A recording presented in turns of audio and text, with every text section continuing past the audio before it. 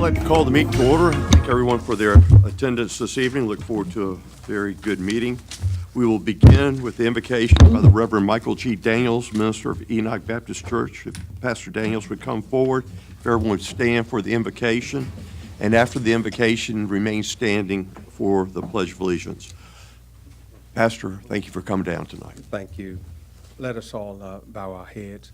Our Heavenly Father, we are so thankful to have this opportunity to come together and to allow you to guide us in all endeavors. We ask your Spirit be with us on this evening. We ask you to enhance the wisdom of the leaders of this great city, that all that is done will be done to bring honor to your precious and holy name and to benefit all that are in the residents of this great nation and this great city. We also ask you, God, to look upon those that have been impacted by the shooting in Florida, that you would continue to watch over those young individuals and touch the lives of those that are still there. Help them to understand that you are still a God that comforts us in time of need. We thank you, Master, for allowing us to be here on this day, and we pray your divine blessings in the name of our Lord and Savior. We ask all these things. Amen. Amen. I pledge allegiance to the flag of the United States of America and to the republic for which it stands, one nation, under God, indivisible, with liberty and justice for all. Michael, thank you. Thank you. Appreciate it, sir. You've got the roll call. Yes, sir. Do you have a motion for the certification of the closed session? So moved. Second. I have a motion and a second. Is there any discussion? I'll call for the question, please. By a vote of 10-0 with Mr. Davenport abstaining, you have certified the closed session to be in accordance with the motion for recess. Do you have a motion for approval of the minutes of the informal and formal sessions of February 6, 2018? So moved. Second. You got a motion and a second. Is there any other comments? I'll call for the question. By a vote of 11-0, you have approved the minutes as submitted. Okay, council, before I go to consent, I'm opening the public hearings first, and I believe there are no speakers on item number 1, Correct, sir. but there was a speaker on the lease of city-owned property at Yes. Yes, sir. If you call the speaker, please. Barbara Messner?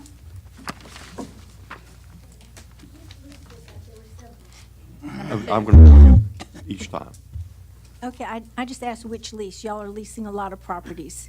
Is this the one on Ocean View Avenue? This is 4536 Ocean View Avenue, B&J Limited of Virginia. Right. I was unable to get time to find out what the lease amount was. And it just seems like there's a lot of their property that's being leased or sold, and there's hardly anything left on the tax rolls.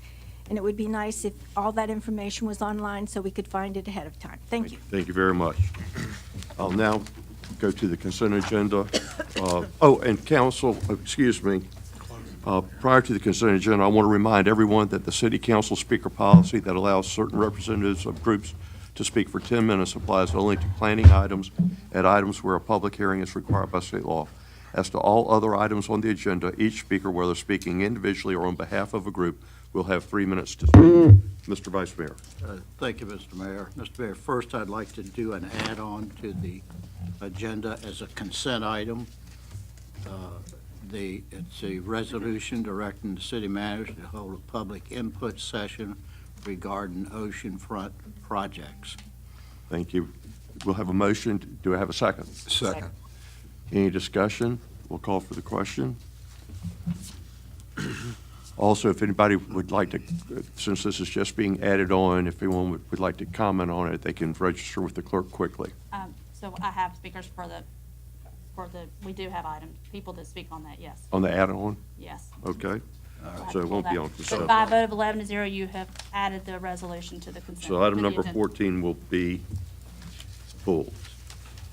Okay? All right? Mr. Mayor, I'd like to move for approval under the consent agenda on the ordinances and resolutions. Item 1, which is ordinances authorizing the city manager to execute a lease for up to 5 years at the Virginia Beach Farmers Market to A. Skipper Farms, Building 1, Space 9, B. Seasons Best Bakery, LLC, Building 1, Space 10, and the Guardhouse Building. C, Kempsville Florist and Gift Shop, Inc., Building 2, Space 11. D, Chapman's Flowers, Inc., Building 6, Spaces 3 and 4. And E, Creekmore's Place, Building 7, Spaces 7 and 8. And F, Virginia Garden, Inc., Building 8, Spaces 23, 24, and 27. Item 3, which is ordinance to amend Section 22-11.2 of the City Code, re-offense of assault and battery against a family member. 4, ordinance to extend the date for a closing one half of an unimproved unnamed alley adjacent to the rear of 829 South Atlantic Avenue. Item 7, resolution approving the No, that's been pulled. 9. approving 2018 plan of financing with the Development Authority. No, it's been pulled. That's been pulled? Yes, sir, I'm sorry. Okay, item 8. No, that's pulled too. 9 has not. 9 should be on consent. Item 9, resolution approving the modification of the construction contract for Lake Smith Weir improvements. Item 11, resolution authorizing and directing the city manager to execute an intergovernmental agreement between the Virginia Department of Agriculture and Consumer Services and the city rate purchase of agricultural reserve program easements. And item 13, which is a resolution petitioning the Commonwealth of Virginia to convey certain real property to the city. So moved, Mr. Mayor. Have a motion. Do I have a second? Second. Any discussion? I'll call for the question, please. By a vote of 11-0, you have approved the consent agenda as read by the Vice Mayor. I go to item number 2, ordinance authorizing the city manager to execute a lease for 5 years for a portion of city right-of-way adjacent to 4536 Ocean View Avenue. You have a speaker? Barbara Messner.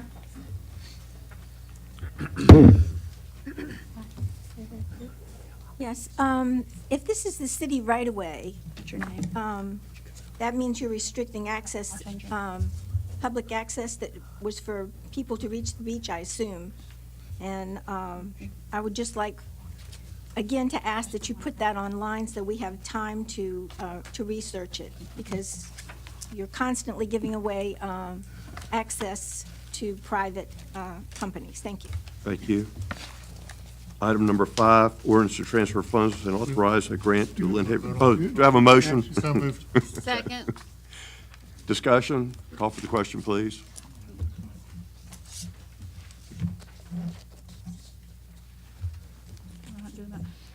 By a vote of 11-0, you have approved the ordinance. Item number 5, ordinance to transfer funds and authorize a grant to Lynn Haven River Now regarding an education and community outreach program. Do I have a speaker, please? Barbara Messner. I'm sorry, I didn't. You're good. Sorry about that. I don't know where you're getting all the money for these grants. Lynn Haven River Now is political. They have a PAC, P-A-C, and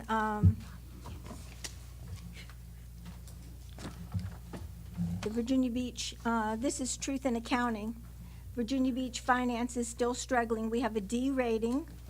Like I said, we have nearly nearly $3 billion in unfunded liabilities and debt. And there's no money needed to pay bills. $874,000. And like I said, there's just too many grants, Virginia Beach Economic Development, and these nonprofits that donate to campaigns. Thank you. Do you have a motion? I'm sorry, I have one other speaker. Okay. This is number 5, right? Yes. Right. Steve Herbert. Mr. Mayor, I believe you're abstaining on that item. The number 5? Okay. I didn't know that. Okay. Number 3, We welcome you, sir. Good evening, Welcome- Mr. Mayor, welcome members home. of council. My name is Steve Herbert. I'm here representing the Board of Directors and the general membership of Lynn Haven River Now, just to say thank you for this grant. This marks the 15th year of this remarkable partnership, and we look forward to another successful year. Thank you very much. I'm sorry, I meant number 2. Okay, will you make a note on number 2 that I abstained? I think, you got a letter Have a saying letter. so. Yes, sir. Okay, thank you. Okay, do I have a motion on item number 5? So move. Do I have a second? Second. This is discussion. I just want to make it known that during the informal session, I made it a point, which the city manager did make note, to make sure that we could segregate the funds and that none of the money that's being provided in this grant can be used for political advocacy, to include legislation, holding political forums for candidates, and that the city audit will make sure that these funds are not used for, they're used for education, not for policy advocacy. Okay, any other discussion? I'll call for the question, please. By a vote of 11 to 0, you have approved the ordinance to authorize a grant for the Lynn Haven River now. Item number 6, ordinance to appropriate $50,000 to the Development Authority regarding administering the VIBE Creative District Matching Grant Program. You have a speaker? Ken Cord. Doesn't seem like I'm going to speak on it, but I will. I'll tie them together. Let's talk about the Vibe District. I was completely disgusted at the bait and switch tactic of the input on the area of the surf park located in the Vibe District. Instead of stepping up one by one to a microphone and voicing one's ideas or concerns, it was a workshop. It was stated very clearly that the numbers and figures were not going to be discussed. On the contrary, numbers on the surf park capacity were discussed. The total capacity of the surf park is 100. When asked about the parking, the square footage of the apartments, etc., I was told we haven't gotten that part of the figures, or gotten to that part of getting the figures. You hear it yourself by going to my YouTube channel, The Virginian Patriot. And Barbara, Miss Hunley, you're on there too. So you keep asking about where you like to see these videos. Go to my my YouTube channel, The Virginian Patriot. Those at my table wanted to see companies like Banana Republic in the retail portion of the surf park area. So I wanted to do my own little homework and figure out, okay, well, what kind of numbers are going on here? So I looked at places like Express, Francesca, unfortunately I wasn't able to get it, Victoria's Secrets, Michael Kors, but unfortunately because of their contract agreement, they cannot discuss that stuff. So at some of the other, and Black Market White House, their wages start just above minimum wage. And then you think you're going to be able to spend the money down there? I don't work much more than minimum wage. Now that I'm with a new employer, I hoard my money like it's nobody's business to be able to make ends meet and to be able to stuff some away for a rainy day. So where are these numbers going to come from? And so that's why I tie it into the numbers. So you want to give $50,000. Well, what's this money going to go to? Do you guys even have the answers to that question? You guys seem to have all these ideas to be able to throw money at different stuff, including the $50,000, but you don't know any of the basics before you even get anything started on this plan project. It's ridiculous. Any other speakers? Barbara Messner. Thank you. Any other speakers? No, sir. Do I have a motion? So move. Do I have a second? Second. Any discussion? Call for the question, please. By a vote of 9 to 2, you have approved the, I'm sorry, I'm so lost. This is the Vibe District. Yes, number 6. Item number 7. I'd like to explain my vote if I could, Mr. Mayor. Certainly. Thank you very much. This item dealt with the grant of funding. First of all, this money is being appropriated to the Development Authority, which will actually do the allocation, not the city council. But this is what it's for, and the reason why I object and won't surprise anyone. This grant may be used for building improvements, equipment to expand or modernize businesses, and facade improvements. New and existing businesses are eligible to participate in the program as long as they are located within the district. I'm all in favor of incentives, if every single business, whether it's Centerville, Bayside, Kentsville, wherever, could get a grant. But when you designate a specific geographical area and a specific type, then we're using taxpayers' money to grant a favored status over another geographical area of the city. To me, that's a subsidy. We'll talk about that later tonight on something else. But that is my philosophical difference. I wish the whole city was a Vibe district, and I'd be voting for this. But also, I believe if we're going to be making grants, the city council should be making those grants. We shouldn't be delegating the allocation of public funds to someone who's appointed to a state agency that has no direct accountability to this council. Thank you. I'll call for the question, please. Oh, we already did. Okay, that's done. Item number 7, resolution approving the 2018 plan of financing with the Development Authority not to exceed $40 million, approving documents prepared in connection with financing, authorizing the execution and delivery of the same. We have a speaker. Yes, Barbara Messner.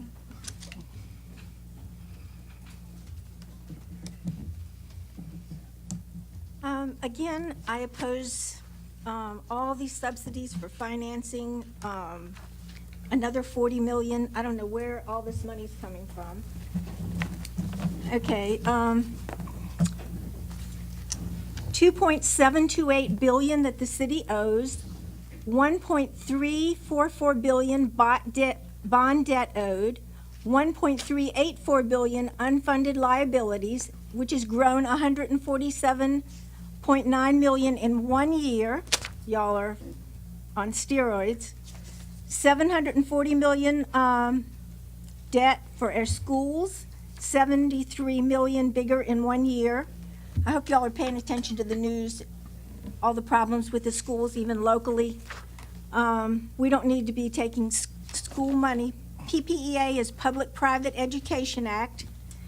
All the sports projects, anything that has sports, is being siphoned from school money. 165 million debt on disability, 68 million debt retiree health. And as far as all these projects at the oceanfront that we're funding,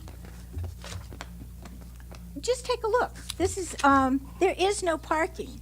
You keep approving projects when there's no parking. I'm sure Mr. Davenport's familiar with this lot over here, affordable towing. $20 on a regular basis to park anywhere at the beach. And look at the size of this trailer for a vendor. For horseback riding, even in the winter, that takes up parking that's illegal. And this, we need funding for infrastructure. This is Oceana Boulevard. According to FOIA request, it's been at least since 1996 that road's been paved. You just had a serious accident, I think a death on that road.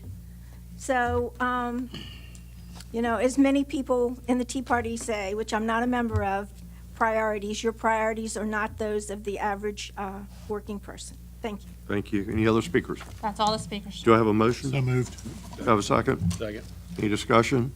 Well, I think it's important sometimes when people speak to let the public know what actually is happening with these things, because they just see a bunch of words. What happens, the city, because we carry a substantial, it's your money, a cash, we don't borrow the money for the projects until after they're completed and opened. That's because we have cash flow, which is a good thing. After they're done and we know how much it cost, we then go out and issue the bonds for the exact amount of money that we spent, so we don't borrow extra. We borrow just what we need. And that's what this really is about, is paying for projects that we cash funded, knowing that we borrow the money later. So this is money we need to borrow, and it's really a smart practice. Thank you. Call for the question, please. Thank you for your comments, Mr. Moss. By a vote of 11-0, you have approved the resolution approving the 2018 plan of financing. Item number 8, a resolution to authorize the issuance and sale of general obligation public improvement bonds in the maximum amount of $76 million. Barbara Messner.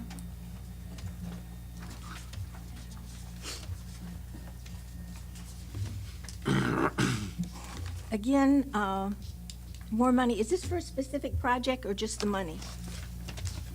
Why are y'all so It goes back to exactly what Mr. Moss just said. This is Okay, for a and number of Mr. Moss projects. said, you know, spouting out numbers, those numbers someone else who couldn't be here tonight compiled, and we do know what we're talking about. I've been coming here for over 20 years, and when you were on WNIS recently, not one caller could get through. And if you'd open your Facebook and allow people to communicate, we could ask you questions before we come here. You have blocked people from looking at your Facebook page since October 5th, when you reversed Can we on... stick to the issue on number? We number, are. please? I'm trying to get information and discuss the topics. And I'm trying to be polite to you, and I appreciate the fact that you're trying to be polite to me. And speaking of conflicts,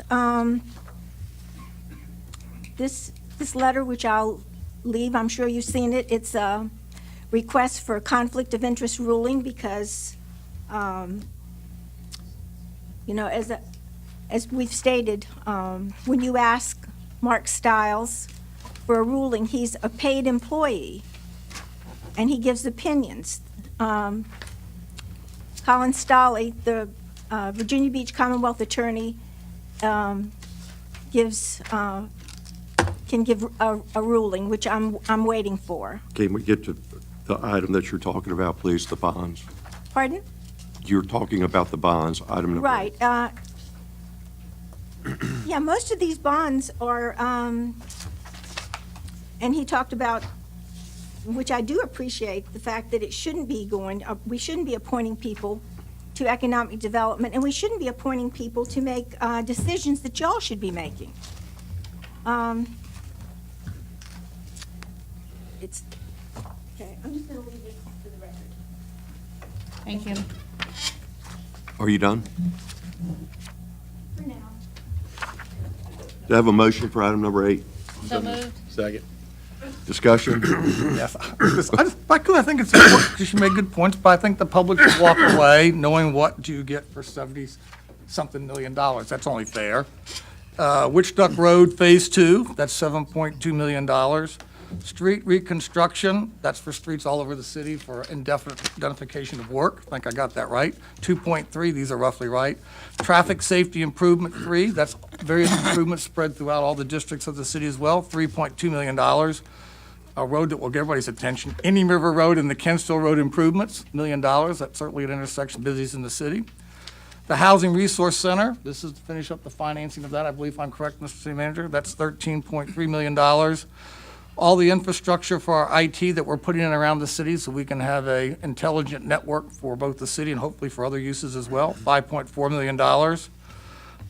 Renovation replacements of energy management, renovations replacement of a bunch of infrastructure, I'll call it, and that comes to about $26 million, including Old Donation School, Kensville High School Academy, and then also the Kensville Recreation Center, the kind of final payment on that, $6.8 million. So these are the projects. These are projects that you would see in your district, that you would see, that you'd ride on and drive on.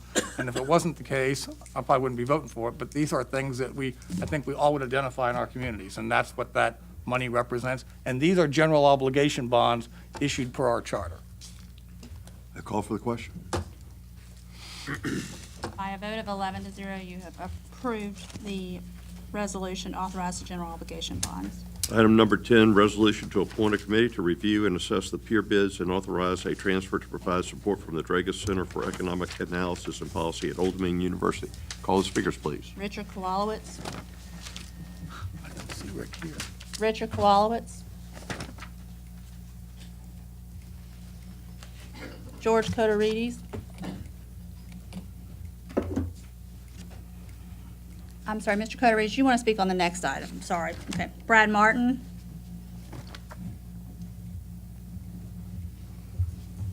We welcome you tonight. Good evening, Mr. Mayor and council members. My name is Brad Martin, and I've lived at 2305 Bayville Road in Bayside District for 17 years. My wife Tracy, my son Henry, and I love our lifestyle in Virginia Beach, and we've got precious few complaints about our city and our quality of life. I'm here tonight to share my confusion, and that's what it is. It's a sincere misunderstanding about the process and the procedures that have gotten us to this point with the Pier project. Lots of people here tonight and many watching at home have the perception that the project has been railroaded through an accelerated and abbreviated advertisement and bid process. I'm not ignoring the 2-year evolution of this pier deal project, but only 3 months ago in November, the arena deal was terminated. At that time, we all took a collective breath while we considered the next options. Members of this council made wise statements, including, quote, "The dome site is what we really need to focus on right now. We've been working on it for over a decade." Another one said, quote, "An arena would be a great boon for our economy, but before we decide what to do next, we need to ask the public about all the projects on our radar and have the public assist us in setting the priorities of what they really want and need." And a third council member said, quote, "The council needs a breather before looking to the future." That was all reported in the Virginian Pilot on November 8th. And that type of thoughtfulness and deliberation have always been trademarks of this council. The question now, when it comes to the pier project, which will change the landscape of our ocean front for generations, is why such thoughtful consideration isn't due at this point. This council will traditionally study the business factors of such a project, market capacity in the surrounding area, displacement of existing business revenues, and the long-term proceeds projected to be returned to the citizens of Virginia Beach. In the absence of such information, the perception or the presumption is that you either have it and it's not good, or that you don't have it. With the far-reaching impacts of this project, neither should be an acceptable answer. I'm not here tonight to stand in the way of the pier project itself, but I hope that this council will heed the words of your own colleagues from November and restore the deliberation and the thoughtfulness that this project deserves. Thank you for your service to our city. Thank you. Next speaker, please. Ken Cord. And then after Mr. Cord will be Barbara Messner. We welcome you back, sir. 2 weeks ago, the people rallied behind your unanimous decision to use FEMA funds towards Winter Woods. While I knew something was afoot, I still expressed credit where it was due. And I shook Ms. Kane's hand. I was after everybody left. With that being said, don't you ever expect anything else from me again. Whether it's a handshake or any sort of praise. What I've been learning about your latest sham regarding city property being leased by for the pier project instantly boils my blood. Solicitations for leasing the city project were placed in the Virginian Pilot on the 21st and 28th. I have two problems with that.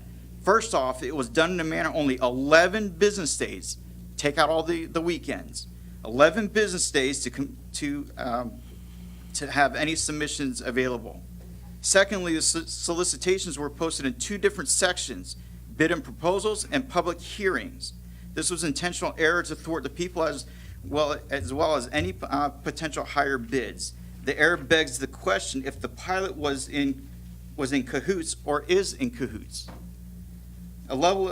A high-level city official said that unlike the RFP, a request for proposal process in the lease process, the proposed lease is virtually always prepared with the proposed winning bidder in mind. Usually the city and the proposed lessor will have agreed upon the lease, the scope, and the general terms before the bids are solicited. So everything was done beforehand. While it is possible that another bidder could offer a better deal because of the lease location and purposes, it is highly unlikely. Under Code Section 15.2-2102, how bids received and to whom franchise awarded allows the city to reject a proposal that is not in the city's best interest. However, the city is not always legally obligated to do so because according to additional text from the law above, council may reject a higher bid and accept a lower bid from a responsible bidder and award the franchise right, lease, or privilege to a lower bidder if in opinion, some reason affecting the interests of the city or town makes it advisable to do so. While I do agree with that, it should only be used for legitimate cases. This is exactly what happened to Debbie and Preventa of Wool Service Supply and Logistics LLC. She placed the proposal to lease the property for 40 years at $12,000 a year, and grand total of $480,000. The city then sent a letter asking for details about her intentions of the space. Mind you, this solicitation was only for leasing the project, not the building itself.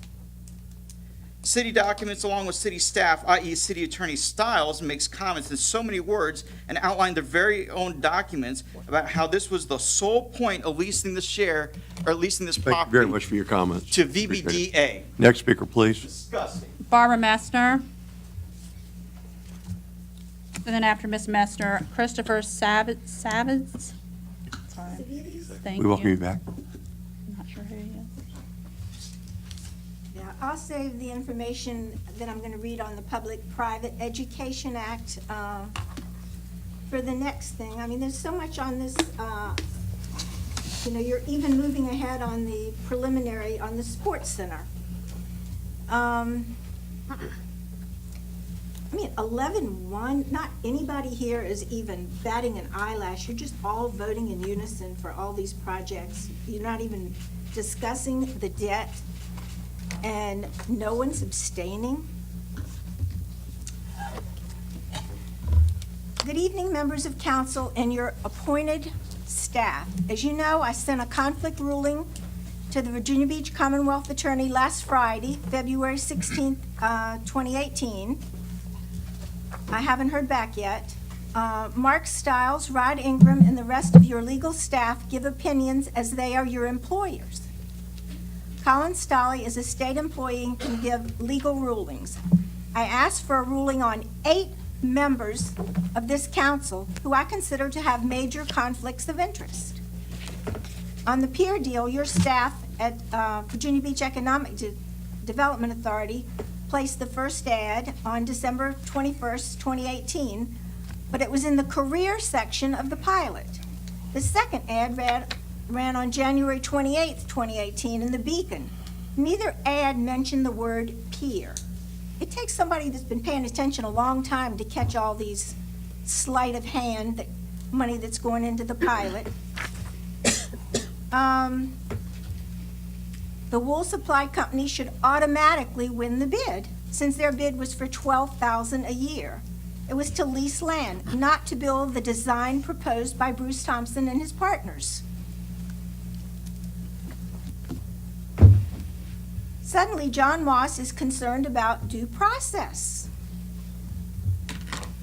Where was he on the Owls Creek rezoning and the Rotten Arena deal? He was in fancy box seats cheering for Andrea Kilmer and Stephen Ballard. Let's stick with what we're here to talk about. Don't interrupt me until I'm finished, please. Mr. Moss refused to abstain on the hub zone. I am over voting for the lesser of evils. This is the sickest city I have ever seen. Councilman Moss and others on this council don't have time for town halls, but they have time for 2-day retreats at town center. I cannot let you speak to a council member like that, with all due respect. Oh, what Please did I conclude your say? remarks. What did I say? You have been beyond rude to me. I would appreciate it if you wouldn't interrupt because my time is running out and I would like to retract and finish my sentence. You have 5 more seconds. I'll finish it on the next item. Next speaker, please. Christopher Savides. And then after Mr. Savides is John King. Chris, we welcome you tonight. Thank you. Actually, I didn't know I was signed up, but I'll keep this brief. I'm honored to be up here, and those that know me, if you start talking about taxes and meals tax, I come out of the woodwork to voice my opinion, but I'll keep this short. The gentleman that spoke first, I think, kind of pretty much encompassed everything I want to say. My biggest concern, and while I'm very eager to see this kind of thing go forward with the development of our city and all different aspects, my biggest personal concern is being here operating a third-generation restaurant owner-operator down at the oceanfront of Black Angus. I'm just concerned about the impact it's going to have of a new project that's going to be taking tax dollars to fund, that's going to be based on meals taxes that are going to be generated through the sales. I'm just not sure that the project is going to be bringing in incremental revenues to help offset those predicted sales, if that makes sense. So I would urge the council to slow down and better assess all impacts this is going to have, not just on development of the city, but as through the revenues that it's going to be realized through the meals taxes and other taxes, TIF taxes, all that kind of stuff that we're anticipating it's going to have, if it's not going to displace what's already being generated. So anyway, I'll keep it short. I think the first gentleman kind of nailed it. That's my little 2 cents added to it, and I appreciate y'all's further deliberation on this Thank you project. for coming down. Thank you. Next speaker, please. John King, and then after that will be Tim Worst. We welcome you, sir. Thank you for having me.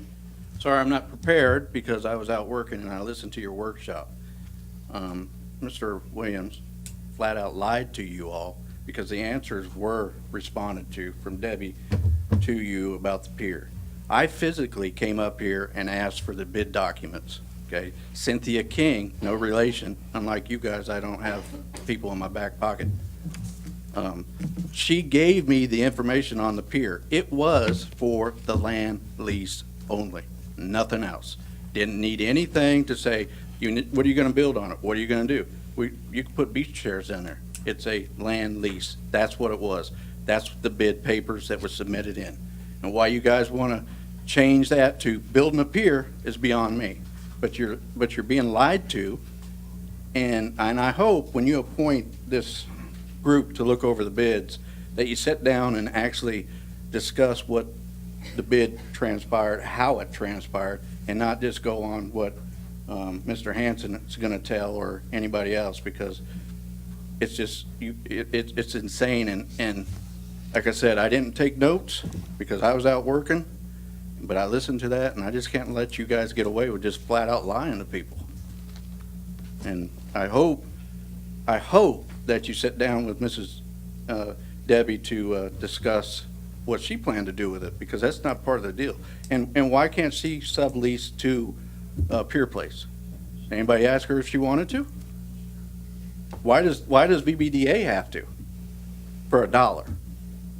Why do they get a sublease it to Pier Place? Why can't the highest bidder do it?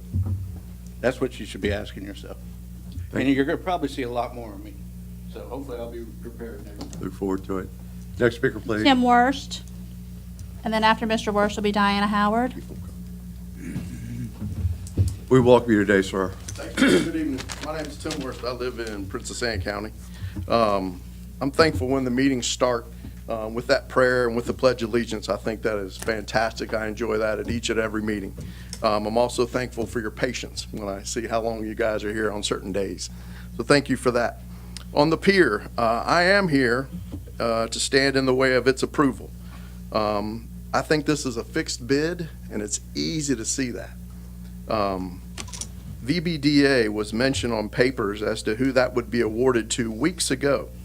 So today, when it is awarded to them, like John said, after the other bid was put in for more money, I keep hearing that it might be legal, but it's certainly not ethical.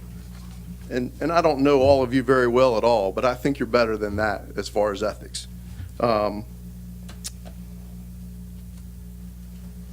With the idea of open meetings on the pier, Ms. Henley has a good idea of getting us all together and getting a bunch of people from Virginia Beach together and having meetings on what they like and what they dislike, and here are some ideas. I think that's a great idea. But I'd like to see you do two things. I'd like to see you do that, but also encompass what Mr. Moss had an idea for, is have an independent study done.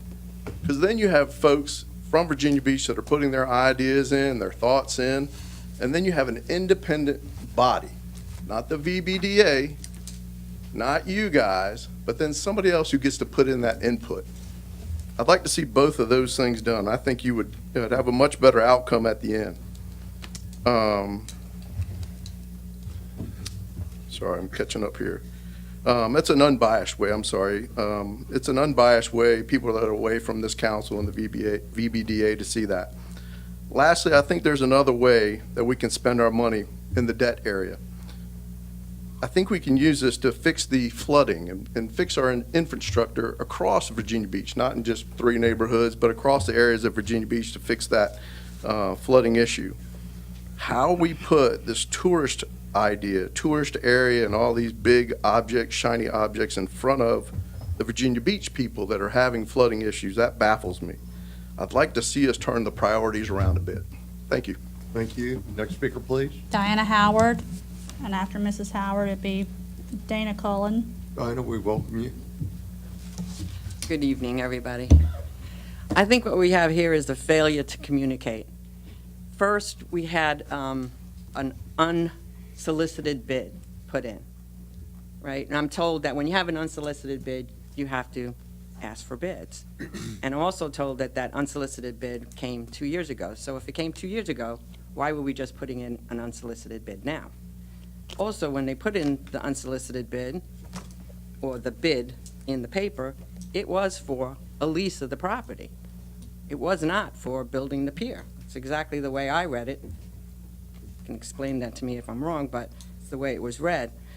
And then now you put in a term sheet that you're asking for exactly what the unsolicited bid was. So how can anybody compete with exactly what the unsolicited bid was? They don't have that land and that property to build, even up to a tourist hotel. I mean, really? Are we bidding on putting up a timeshare, a tourist hotel? Isn't that like competing with regular businesses? Are we actually going to build on our dime? Or is it just that we want that in connection with the pier? Are we going to give Bruce Thompson an unsolicited advantage over all other businesses? We're going to give him the focal point of a pier. I think you need to get rid of this whole bid process that you just put in and just have a bid for building a pier. If that's what you want to bid, build the pier. Because I seem to remember there was a whole bunch of people that filled this chamber and people that walked down Atlantic Avenue asking for a disparity study. I think this is why. Because we're favoring a Pacific developer for what he exactly wants and giving him an unfair advantage over everybody else. And I don't think that's right. And I think we should get rid of this bid. Thank you. Next speaker, please. Dana Cullen. And then after Mrs. Cullen is John Kuchta. We welcome you tonight. Good evening, council members, mayor. Pleasure to be here. Thank you for having me. I put together. Send that to the clerk, please. The clerk will take care of it. Yeah. I'll pass them down, thank you. Can we hold one to Sure, no problem. Thank you.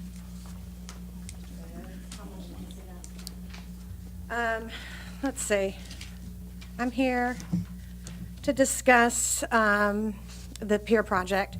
On the news last night, I saw the mayor talking about how he wants to have this pier proposal go through project so that we could invite more tourists and have more business.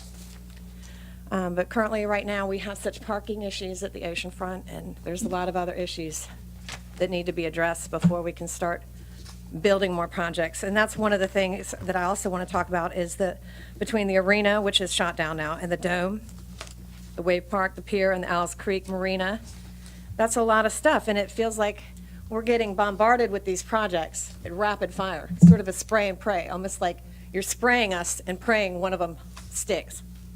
And this has come fast and furious at us, this pier project. The small business owners in downtown, I saw on the news, are very concerned about the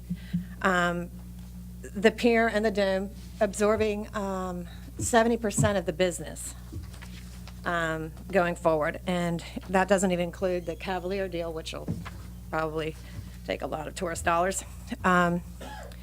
I support the Virginia Beach City Council taking some extra time to examine the two bids that have been put before you. I spoke to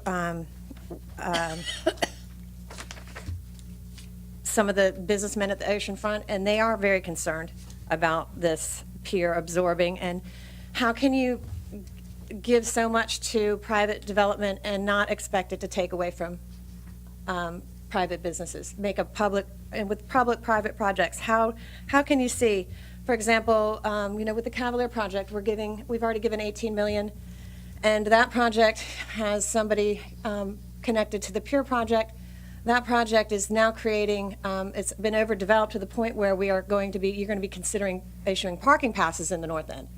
Why aren't, and that affects all, everybody.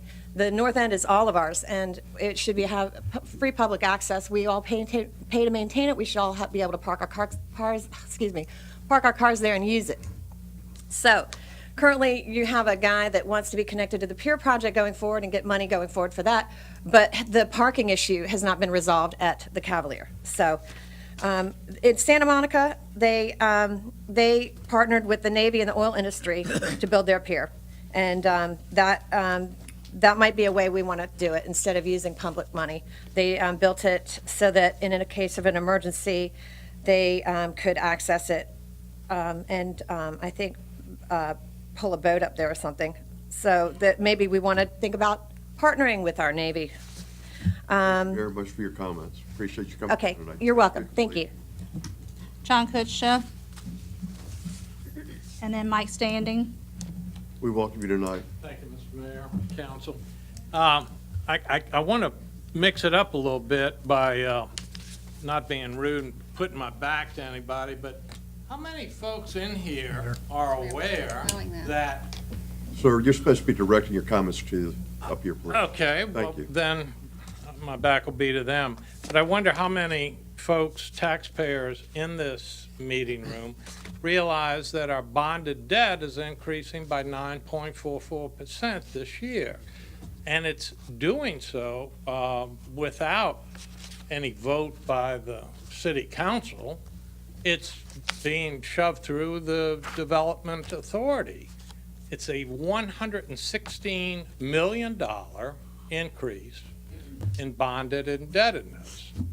I stood here 3 years ago and I talked to the need for us to protect our school kids. We've talked about flooding neighborhoods. We're spending dollars, we're going into debt just to take care of normal city business.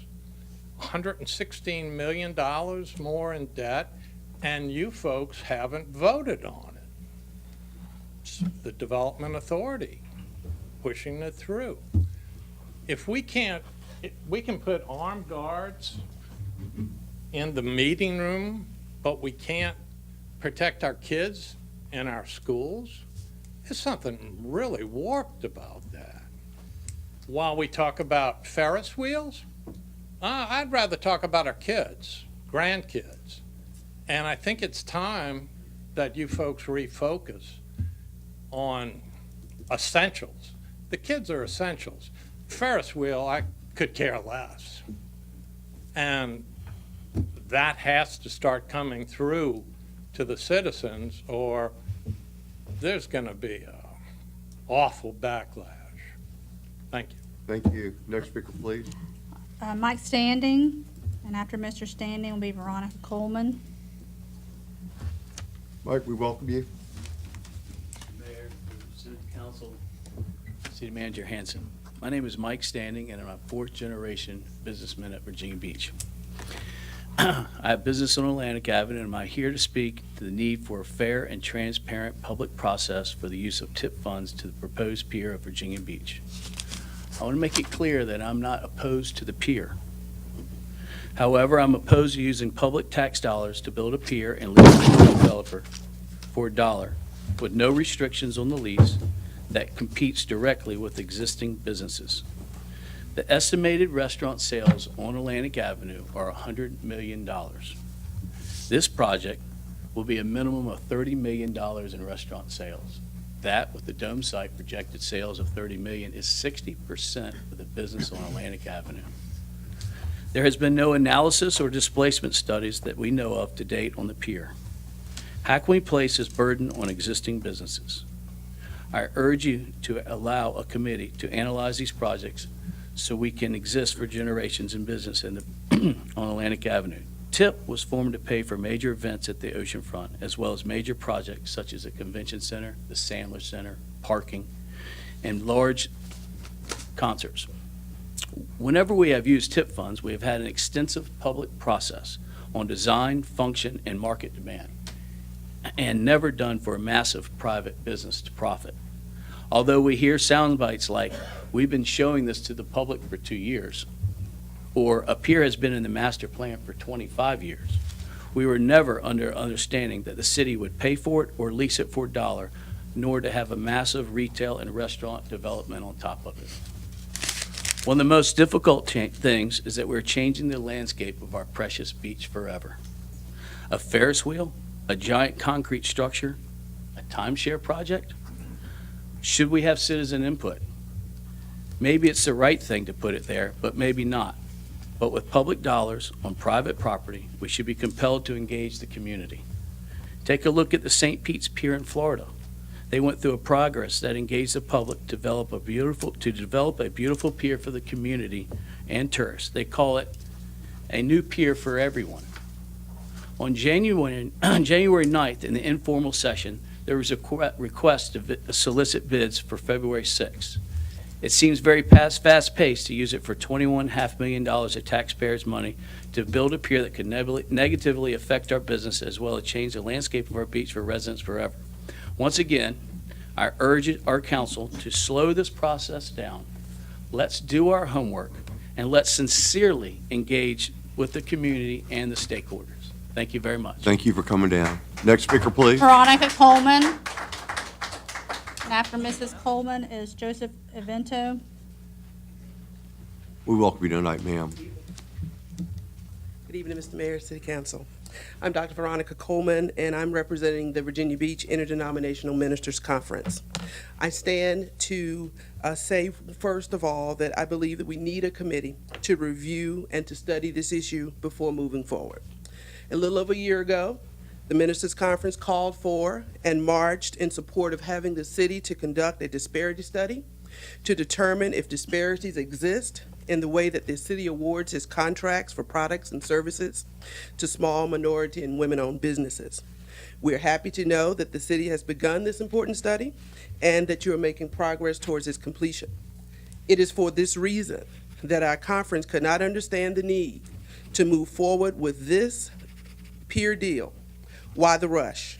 Why would you move forward with such a major project ahead of the completion of the disparity study? Let's study the issue so we can see what a disparity study reveals and make sure that due process is being followed. And additionally, as you know, one of the issues of our community faces is the need to recruit, hire, and promote African Americans to the Virginia Beach Police Force. And while different approaches have been suggested, one of the recommendations that has been offered by the Ministers Conference is to implement a police cadet program. But time and time again, we've been told that the city cannot afford to fund a cadet program. The city cannot afford to spend the money to improve the needs of the many in our community, but yet it always has the money to spend on improving the lives of the few. We have $22 million for this project, but we don't have $500,000 to fund a cadet program. So we stand to say, slow down. Take the time to review and assess this project before you decide to spend additional taxpayer money. Thank you so much. Thank you for coming down. Next speaker, please. Joseph Evento. And then Marlena Castelluzza. We welcome you, sir. Thank you. Thank you for having me. I'm really kind of confused over the whole pier project anyway. I'm only here to speak on behalf of the fishermen that fish that pier and the enjoyment we get out of it, the tours I've met and helped their children fish. I've been fishing that pier for over 15 years. And I'm sorry, I sound a little nervous. Relax. You're doing great. You're doing great. But anyway, I just want to say, I hear the businessmen, I hear what they say, and the main thing I'm talking about is the enjoyment that a pier will bring to the city of Virginia Beach, to us as a natives that fish here. I've been a fisherman for over 40 years, and I fish your waters that moved here 34 years ago because of the resources of the fishing, and have enjoyed what it offered. I understand what the businessmen are saying once again, but why can't we keep this pier issue simple? Just build a simple pier that they have in Nag's Head, Jeanette's Fishing Pier, which I fished for years back in the 70s. And just keep it simple. We don't need the Ferris wheel. We don't need the restaurants if it's going to take away from other people. But, let's just build a nice, simple structure that would offer the enjoyment that it does bring. And I've seen it firsthand with the children and the people that visit our city during the summer and had the enjoyment of meeting and helping them out. And that's pretty much my case on the whole thing. Well, thank you very much. All right. You made it very well. Thank you. Take care. Next speaker, please. Marlena Castelluzzo. We welcome you tonight. Good evening, Council, Mayor. I'm Marlena Castelluzzo, Chair of Virginia Beach Taxpayer Alliance. The city staff cannot objectively assess a proposal when it has had prior knowledge of the initial unsolicited proposal and has a working relationship with VBDA, and VBDA is one of the bidders. Nor can the city staff, for the same reasoning, assess the other bid. The bid process is very precise, and bids are date and time stamped to prove timely submissions. The high bid has a date stamp, and the VBA-DA low bid has no stamp. But perhaps it was submitted electronically, by email, perhaps from a city-owned computer. Now, looking at the bid, the VBDA low bid is signed by its chair, Dorothy Wood. And we know that Dorothy's son, Jim Wood, is a member of City Council and the liaison for the Pier project. The conflict of interest stench seems to be filling the room. The VBDA bid was typed on Wednesday, January 31st. By whom? The VBDA did not meet that day. Whose initials are at the bottom?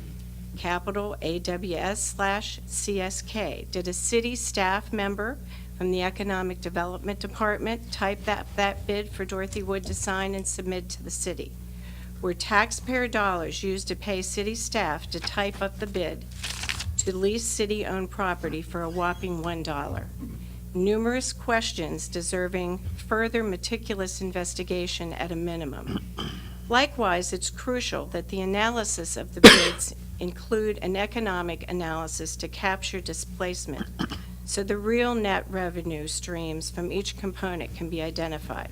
Has city staff accomplished this task yet? Not to our knowledge. The process as a whole is characteristically flawed. But if a majority of City Council is going to hold fast with its approach of using taxpayer money and governing process to set one private businesses, to give a set of one private businesses a competitive advantage over others, then at least have the respect for us as taxpayers, your employers, the people that you're supposed to be working for, to have an unbiased evaluation of the bids. That's the very least we expect. Thank you. Thank you. Next speaker, please. That is all the speakers That's all the speakers. on this item, yes, sir. Thank you very much, Mr. Moss. If I could, but before I make the motion, I'd just like to address a few things. Certainly. First, I have had 5 town halls since the 1st of January. I thought that might come after. Bayside, Browns Farm, Centerville, Kentsville, and there's one other escape on 5 town halls. The attendance was anywhere between 4 and 20, and we had as many as 172 view live on Facebook Live. People like to bring the information coming to them, and some of them had over 700 views over 3 days. So I think I'm probably made myself very accessible in that regard. I do not have any conflict of interest. But I do want to talk about the resolution I'm proposing, that Bobby and Jessica are also proposing, to make sure people know what it does do and what it doesn't do. I expressed in the informal session, I encourage anyone to watch, I expressed that I wish we had taken a different approach with PPA versus the way we did. But I respect that somewhere along the line, a majority makes a decision and you have to move on. But I registered that I didn't think that was the right way to go, but this is where we're at. But I think everyone could agree that when we get to the point of having all the analysis and a real term sheet, that even Congress has an independent body to score the president's health bill, to score their own legislation, so that there's someone who's an honest broker who isn't tied to either side of the issue, who just says, what does the math say? And I think there's no one more established at doing that in our region than Dr. Cook. I don't think anyone could challenge his reputation, and he is the director of the Draga Center. I do believe that when this part of the process takes place, it would be after we get to the point where we have approved a term sheet, which we have not. It would be after the point where we would have all what they're going to do and bring back something, because then you really can do a what? Analysis, because now you know what's the mix of retail, what's the mix of restaurants. You have to have all that information before you can tell how much is displacement, what the real net revenue is. Is it really going to drive destination visits? Does it go over and above what the hotels generated? So you can look at the true consequences and balance that and look at that. And I think it's only fair to say that if you're the people putting it all together, you're not going to be able to objectively look at a child that you helped birth. I mean, it's just not going to happen. So this proposal here is about, once this other process has taken place, of doing that evaluation. I think it's very complementary with the resolution that's later from a number of my colleagues here on City Council wanting more public input, because that should be shaping the term sheet that council approves. And it will be that term sheet and those conditions which will set the basis which is necessary for another group to really evaluate the economic analysis. And an analysis that I think will have greater credibility than coming from the city. And that's not saying we don't have good professional people, Mr. Mayor. I'm not saying that at all. I'm glad you said that. And, because they are. But the bottom line is, you can't be the judge and jury and solicitor. I mean, there's good people who work in the Office of Management and Budget, but the Congressional Budget Office still scored the health bill.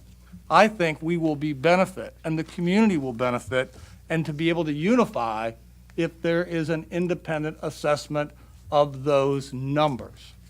And this group, because each council member would appoint someone to interact with this group, but this group isn't setting and looking for new ideas for the pier. That's not their purpose. They're not looking what it should be.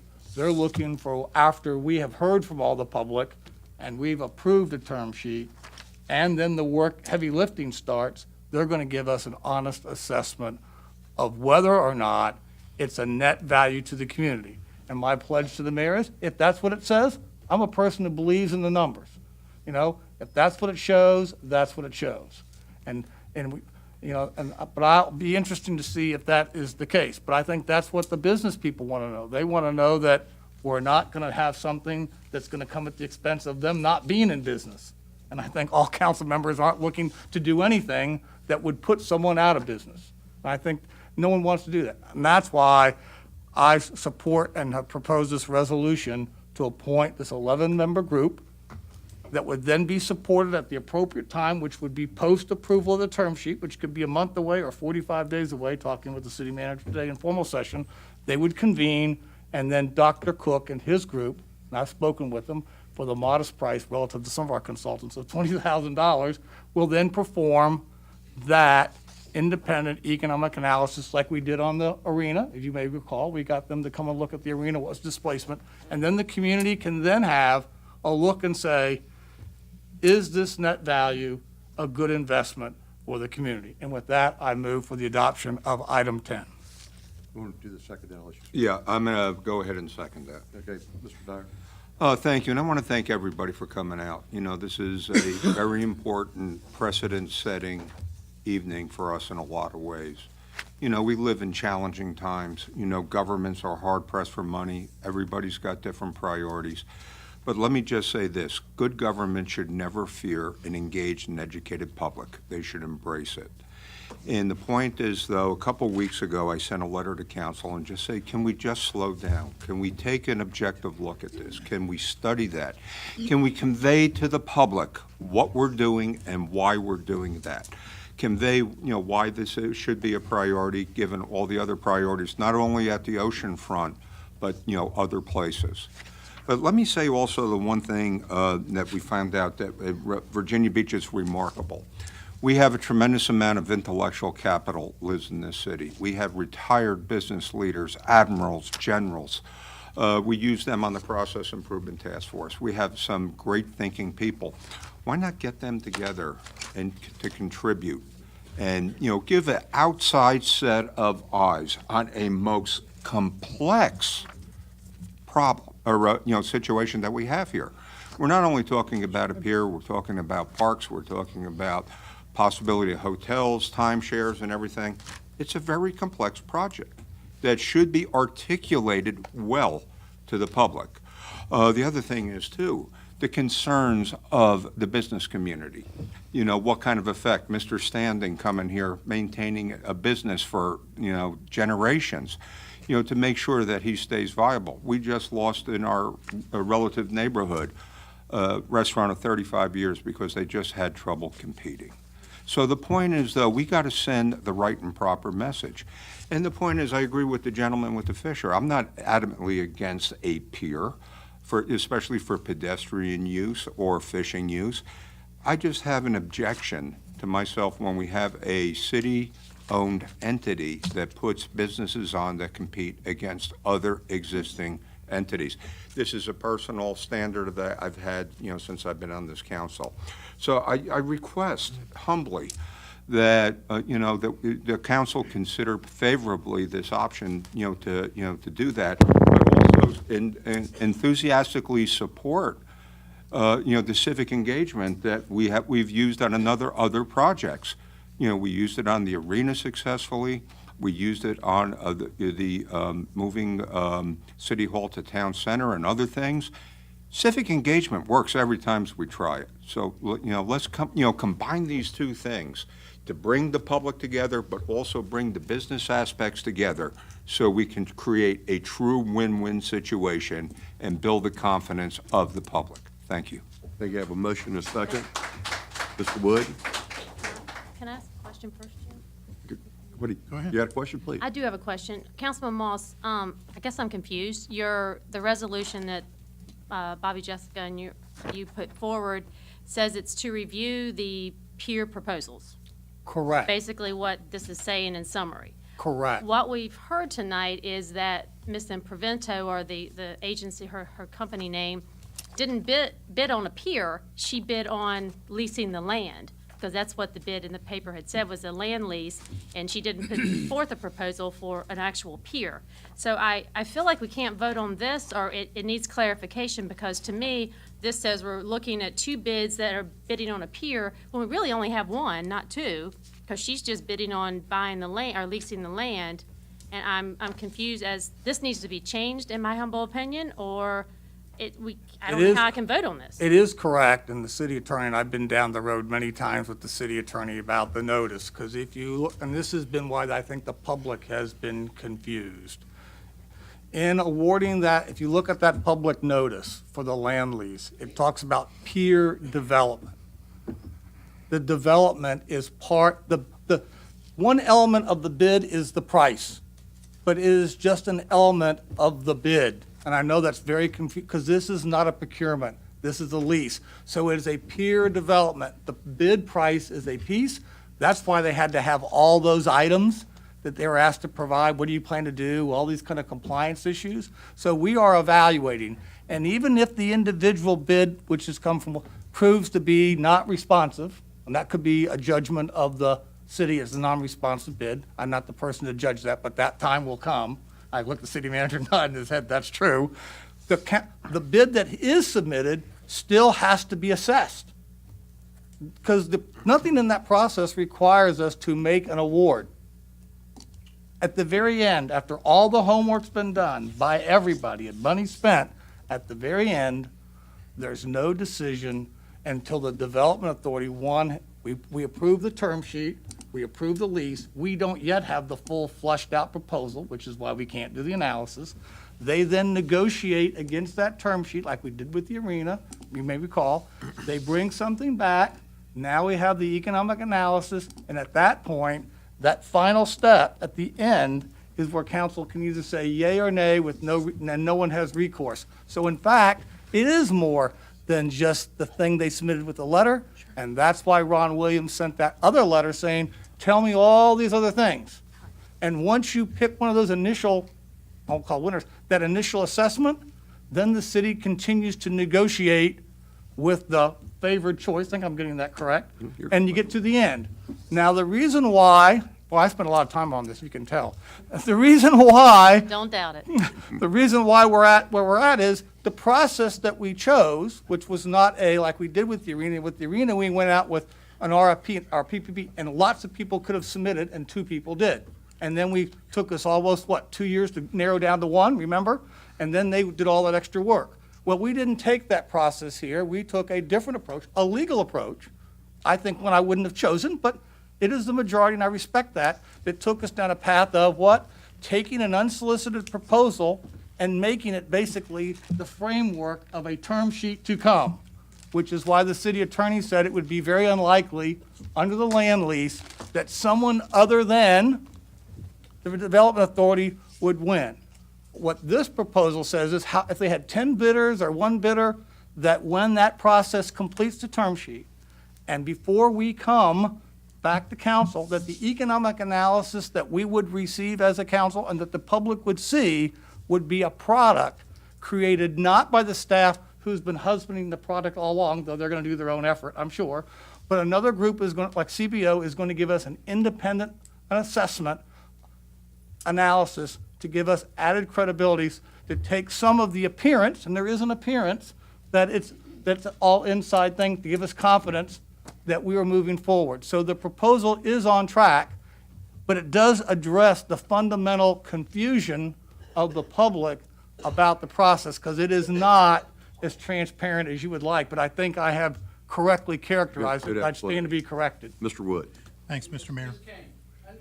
Sir. Yeah, I'm sorry. Yeah. We're communicating here. Go ahead, Mr. Wood. Okay. You can ask a question, right? And I can. Go ahead, Mr. Wood. When you were up here, I could have. Well, this pertains to that. All right, Mr. Mayor, going back to what Mr. Moss was saying about this, and John, I understand what you're saying about appointing the committee and everything, but your resolution specifically says, item 2, the committee is charged with assessing the 2 proposals received and making a recommendation to City Council within 45 days of the appointment of the committee. It doesn't say anything about evaluating the whole process, but I get that that's something that could happen down the road, and I understand that. I appreciate your praise of Ms. Henley's resolution, because I think that's going to be very helpful through all this process.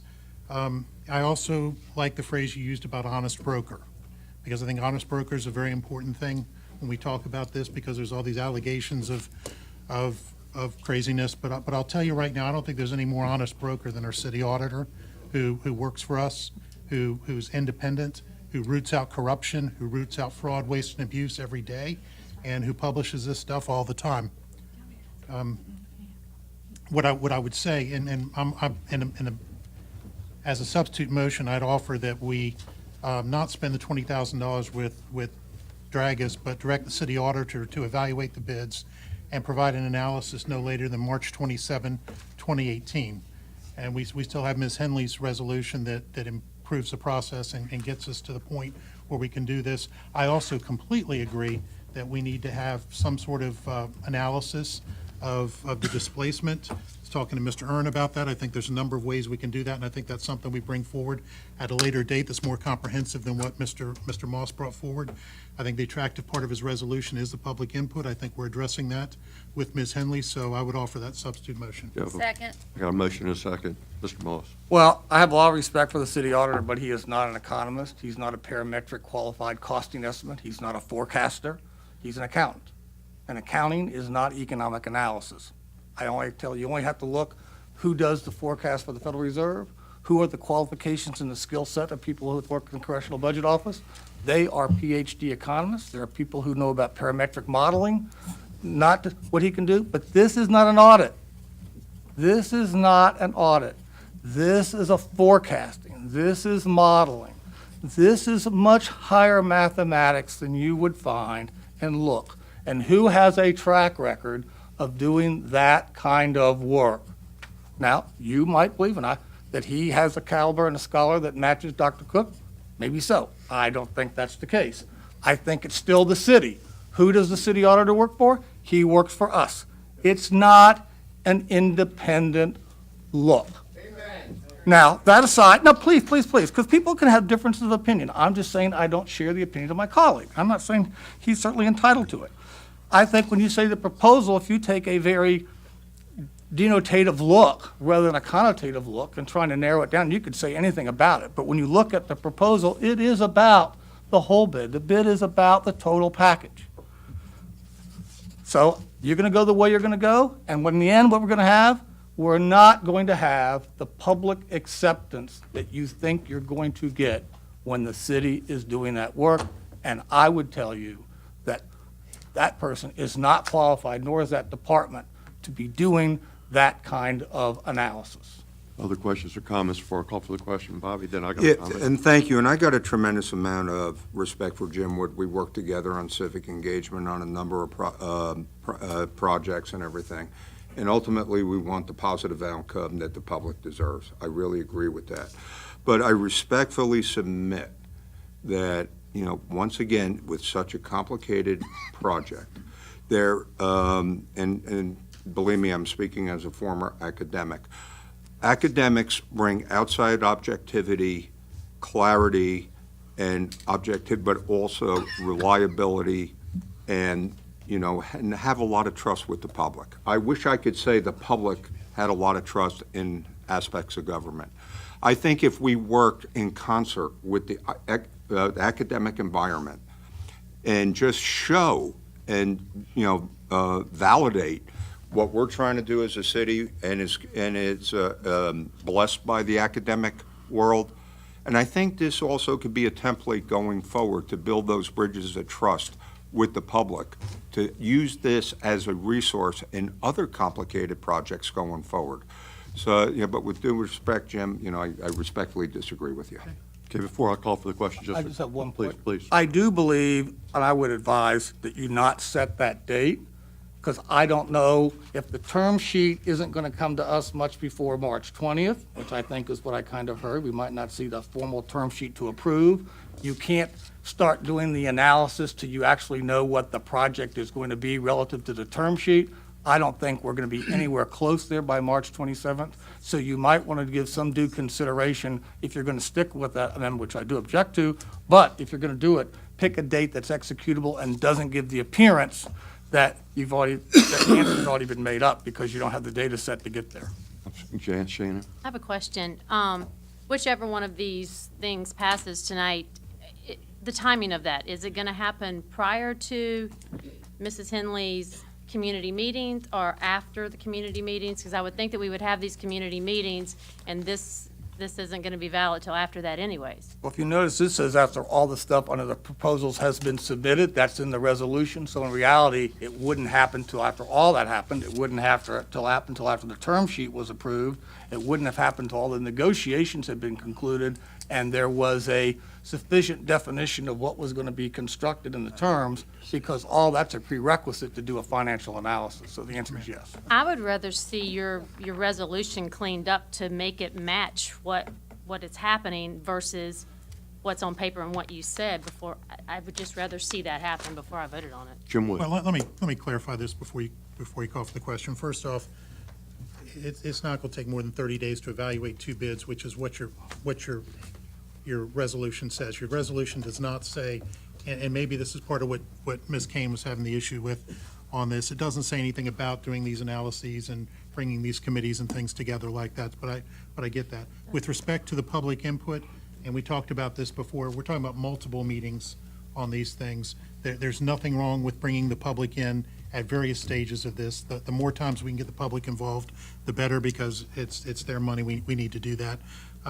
I think that what I'm offering provides us a quick or an immediate analysis of two bids, which is what this says. Paragraph 2 is very clear. We're analyzing two bids, and my substitute saves us $20,000, gets an analysis of two bids. But we also, with Ms. Henley's resolution that we're going to vote on in a minute, gets us the public input piece, which Mr. Dyer talked about, which is critically important.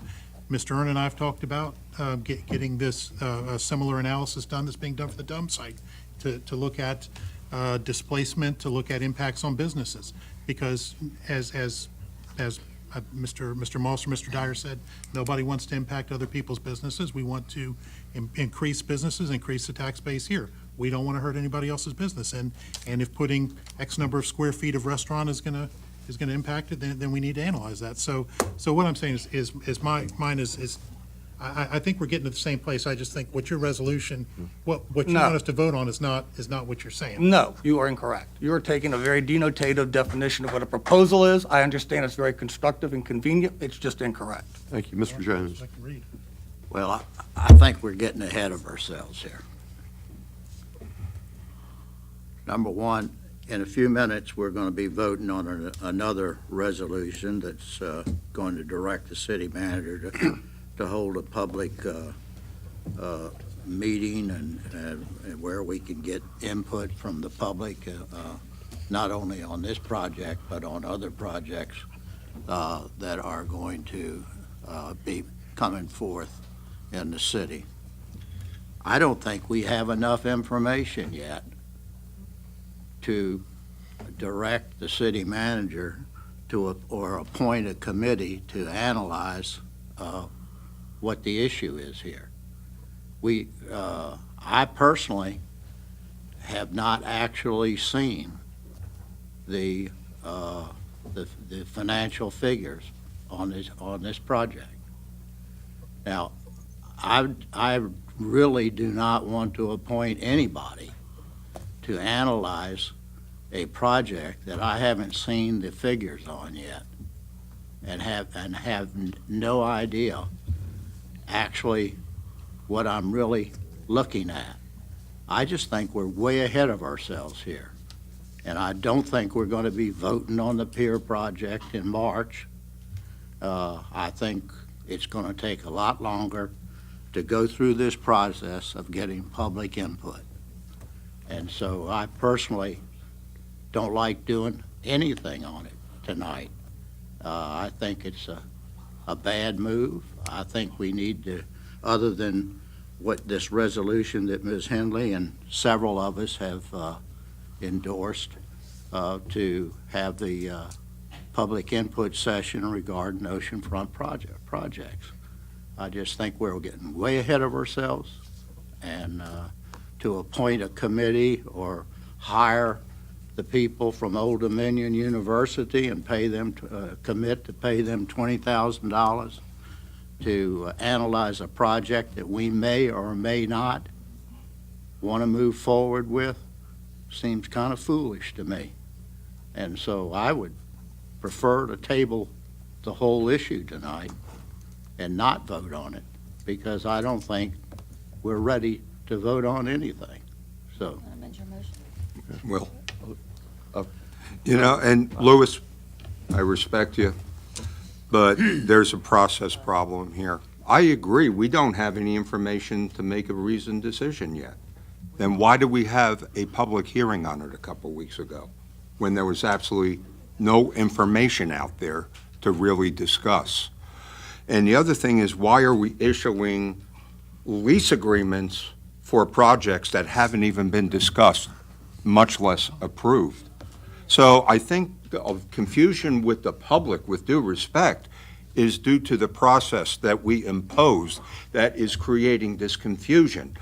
What a group of outside academics does is bring rhyme and reasons. Once the information finally gets to us, and they've been working on this for a couple of years now, but it's not available, okay?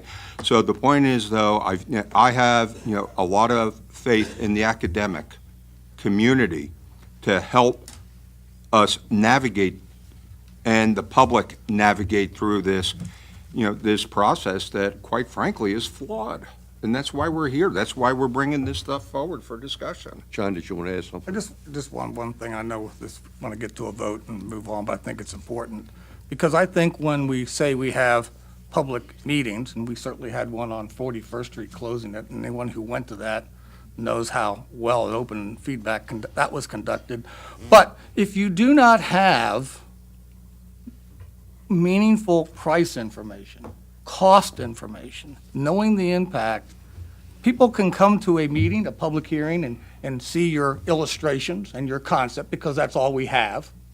We don't have a firm term sheet. We haven't approved a term sheet.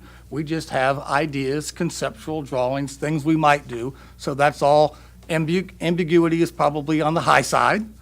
Well, then people can come down and philosophically say, I don't like businesses that displaces a new business subsidized by tax rate displaces my business. We've heard that tonight. They can make that same comment. And they can come down and say, I'd like to just have only a pier and not have your proposal. That's something you can get.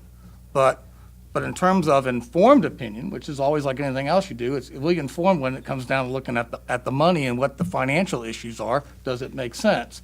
So we're going to have many public meetings, and that maybe get to the Vice Mayor's point that we're a long way from the end, and this is just to say, what do you like and don't like about the concept, because that's all we have, a concept. There's no hard data about what it will or will not achieve, and no metrics, and anything that says it will achieve this is forecastive and speculative because there's no empirical analysis. Now, in the informal session today, when we had this discussion, for those who watch it, the city manager talked about, obviously, there is some analysis that's already been taking place by the staff. Not shared with us, we don't see any numbers, but they're talking about displacement of 60%, they're making some assumptions. So work has been taking place. So someone internal to the staff, but not to us, has this, I guess it's like in the book Dune, the Catholic Bible, that only the religion people can open it up and look in it, but it's not open to us tonight, and it's not gonna be at the public hearing either, I suspect, because we should see it first, I would hope. So if we have this set, already says that people who have worked up the project and are promoting the project are doing an analysis on the project. And they've got work underway on the project, but it's too soon to do the numbers. So now the auditor is going to come in and look at Patty Phillips's work, I guess, or do his own work independent of Patty Phillips or something. So I think it's a little bit disingenuous to suggest that stuff isn't going on and a maturity below this level when we say we don't yet have all the details, someone has sufficient details to start costing. It adds to the credibility and the integrity of what we are doing, and it casts a doubt. That's my last word. Thank you. I'm going to call for the question after I just make one quick comment, if I may. First, John, I want to thank you for recognizing the staff for doing good finance work. And you talk about a track record with academia and Old Dominion, very good. But they have a track record also. And if one looks at the projects that we've done, the public-private partnerships, we could go back to the amphitheater, we could go to the 31st Street Park and Ramp and Park, we could go to Town Center. And those projections that have been presented to us over the years have been extremely conservative, extremely conservative. And let me also say that something that we've always brought up, as we've been negotiating and before we vote on these type of deals, is the impact of displacement. And it's always a very key issue, and as such will be a big part of this before we make our final decision. But I just don't think that we should understate the wonderful job that the staff has done over the years for these projects, coming in with very conservative projections, and in each case, the numbers exceeding the projections that were given to us originally. I'll call for the vote on the substitute motion first, please. By a vote of 8-3, you have approved the substitute motion. Thank you very much. Now we'll move on to item number 12, the resolution authorizing the city manager to execute an interim agreement for preliminary design and site work regarding the sports center. Mr. Vice Mayor, I'm going to turn it over to you because I will not be voting on this. All right, Madam Clerk, do we have any speakers? Yes, sir. Williams Hazel.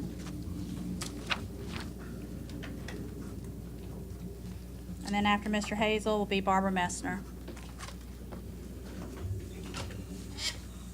Welcome, sir. Thank you. I'm William Hazel, Executive Director of the Virginia Beach Surf and Rescue Museum, right at 24th Street on the boardwalk. Our museum's mission is really preserving, honoring, and celebrating the extraordinary coastal history of Virginia Beach.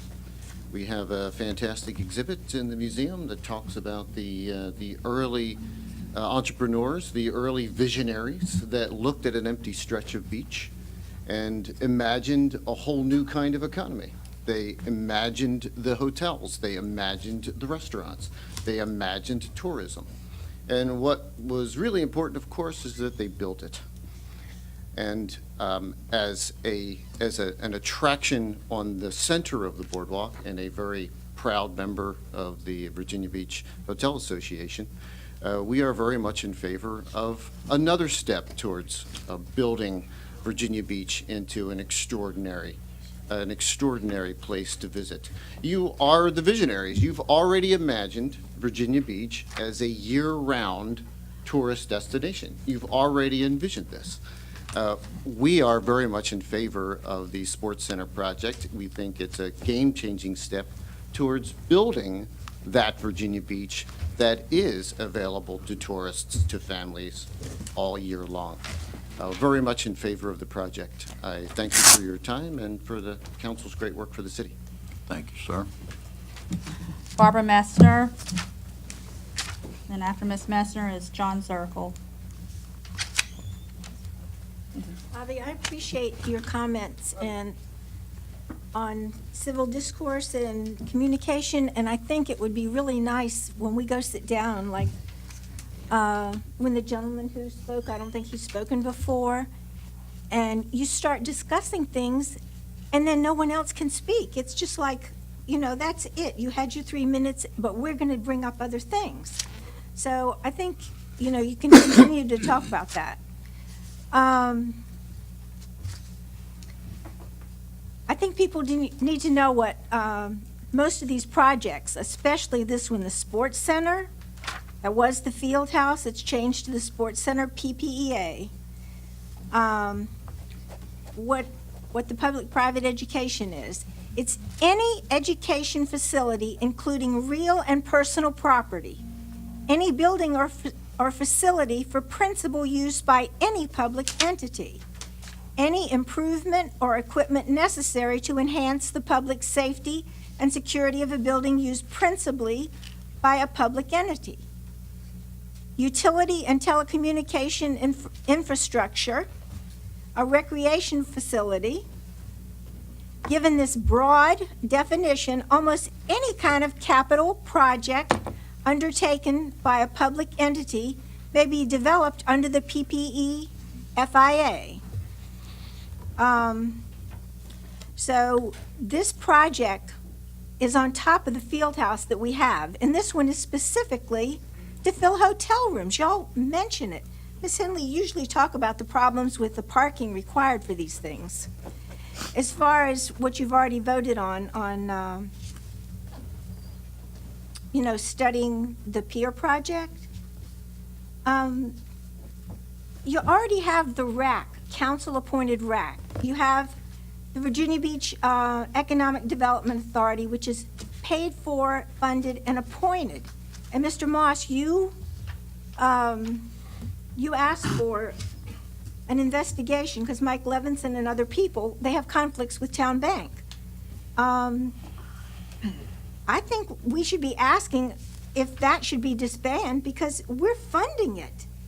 And then they take out the debt. I mean, all this stuff is outrageous. And,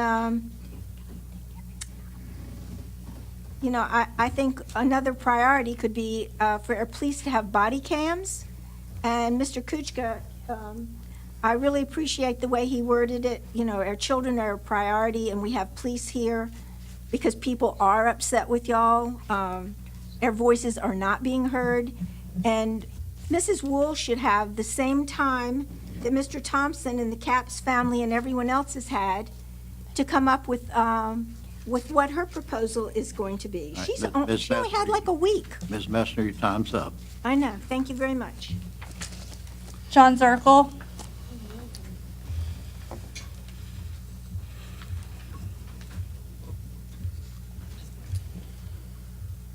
Welcome, sir.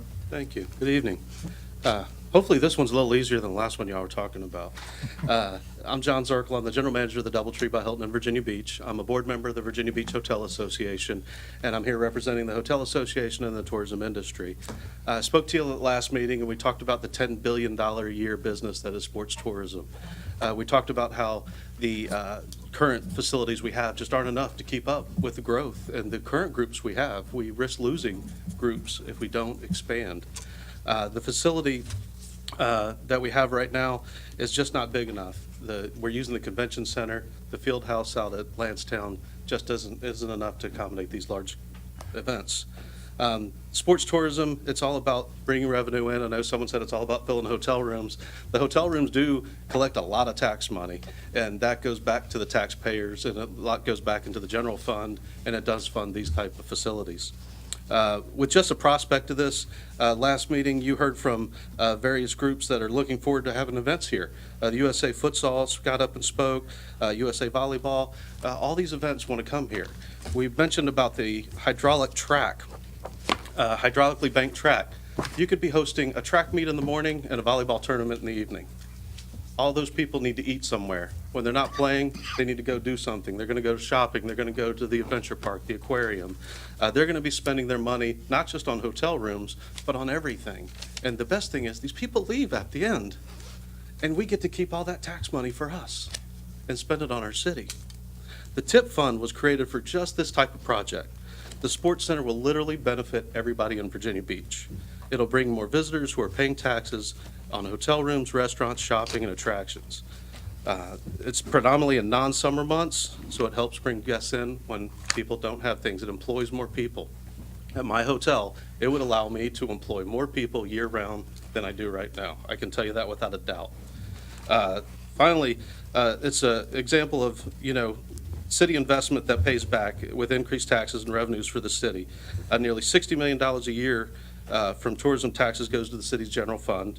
That supports vital services such as our police, our schools, teachers, that type of thing. The Sports Center was only going to add to those revenues, and it's paid for already with the TIP fund, so we have the funding. I thank you for your support and look forward to seeing the Sports Center come to reality. Thank you. Thank you, sir. That's all the speakers on this item, sir. That's all the speakers. Yes, Sir. Ms. Henley? I was just going, maybe you want to get a motion and I'll make a comment. Okay. Move to approve. Second. Motion's been made to approve and seconded. Motion's on the floor now. Ms. Henley? Yeah, just to make a comment, because we have had a lot of discussion about the prior item and this one. The resolution which will come next, of course, talks about public engagement and specifically includes 3 projects, not just one, plus the parking component. Because I think we're talking about 3 different major projects that really come together in this entertainment district that we've been talking about. And I think therefore there's a lot of confusion. And I hope that by having some of our public engagement address all 3 or even 4, if we're talking about parking, at one time will help everybody kind of understand how all this really fits together and maybe can overcome some of the confusion that we have about the different projects. But with each of them, there are a lot of steps before we get to that final time when we're really voting to make it happen. And this is one of those interim steps because this has to be done to get to that point where we can tell what it's going to be and how much it's going to cost. And I think it's important that everybody knows this on this summary of the material terms, that this component that says the term of this agreement is the date of execution until November 1st. However, the interim agreement will terminate upon one of 3 things. And B is either party providing notice of its intent to not proceed with the development of the project.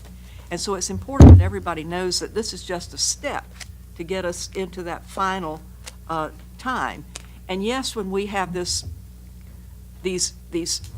early public engagements, we can answer all the questions because we have to do things like this, which will get us to a design that will allow us to tell, number 1, which site it's going to be, number 2, how much it's going to cost and all of that.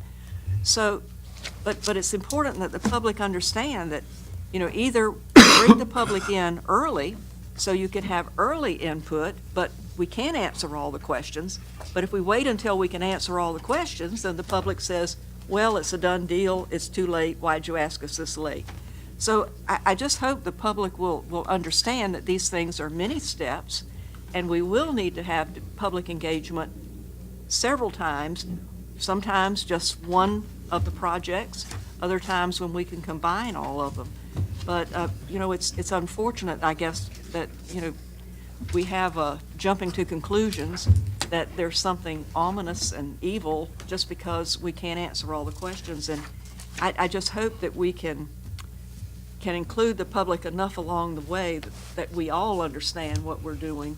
And the last issue was confusing because I think there were 2 or 3 things combined, and that's when we start getting confused. So maybe if we can all educate ourselves along the way, it will help everybody understand what everybody's doing.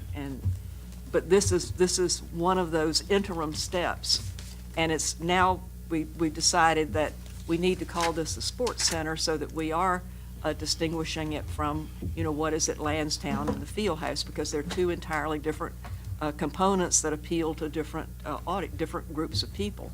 And so there was nothing intended to be strange by now calling it the sports center. It's just that it distinguishes between the 2 and more accurately describes what this is. Mr. Moss. I think the public's sometimes much wiser than we give them credit for. They obviously can balance their books without big pay raises, and they make the ends meet. So I think they're much smarter than we think, or sometimes act. But I want to go back, and the Exhibit B-1, you can look at it in your packet, so we make sure that we know what's really taking place on this vote, is we actually are dealing, this phase of the work is $2,336,971. So if we are now having this public engagement process to get input from people, which would deal with where we site it, what it's going to look like, if that's what we say this public engagement process is going to do, then I would think that when you look at the items that are on this sheet, we're going to get 15% of design, that when this billing period, because I realize this is just the adoption and the allocation of those expenditures, that we wouldn't be expending great amounts of money on engineering and planning, or on schematic design, or on surveying, since we're not sure it is, like, that we would be deferring major expenditures on those line items to take full advantage, if we really mean we're looking for public feedback at these events, that we wouldn't be expending those dollars, that we are appropriating them until we actually had the benefit of the public input that we are soliciting. I hope that's the case. Now, this is the project, I've done my own little independent look, and these do generate revenue. And I've always believed you gotta let the facts where the facts are, and if they include, you don't get caught up in the ideology, but what are the facts? But what we need to be sure that we remember, this also competes for debt. And I've talked about this at the retreat, I've talked about it in formal workshops. We only have so much debt available to us to issue.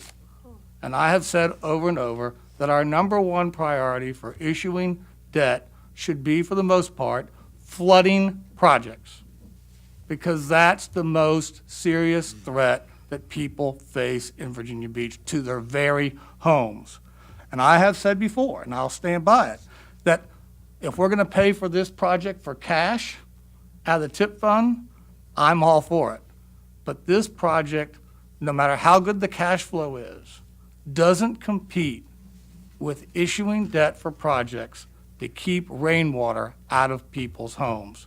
Now, tonight, we're not being asked to make that choice, but we'll be asked to make that choice with the upcoming budget.